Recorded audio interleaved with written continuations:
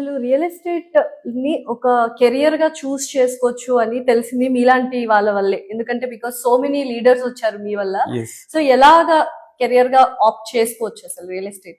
ఇప్పుడు real estate corporate sector గా move అయింది. ఒకప్పుడు ఎలా ఉండేదంటే రియల్ ఎస్టేట్ చాలా అన్ఆర్గనైజ్డ్ సెక్టార్ గా ఉండేది. దాంట్లో ఎవరైనా చేయాలైనా భయం ఉండేది. లేడీస్ అయితే అసలు ఆ టైప్ ఆఫ్ రియల్ ఎస్టేట్ కి వచ్చేవాళ్లే కాదు. సో ఇప్పుడు కార్పొరేట్ స్టైల్లో రావడంతో అంటే లైక్ మీకు పెద్ద పెద్ద కంపెనీలు మైక్రోసాఫ్ట్ కానీ ఒరాకిల్ కానీ ఇలాంటి పెద్ద పెద్ద కంపెనీలు ఎలా అయితే మేనేజ్ చేస్తున్నాయో ఆ విధంగా రియల్ ఎస్టేట్ అనేది కార్పొరేట్ రియల్ ఎస్టేట్ కింద రెడీ అయింది.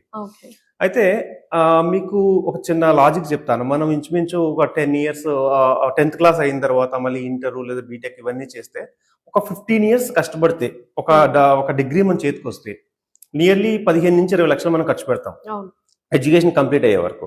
సో ఇంత ఖర్చు పెడితే మనకు వచ్చే ఫస్ట్ స్టార్టింగ్ శాలరీ 25,000 నుంచి 30,000 ఉంటుంది.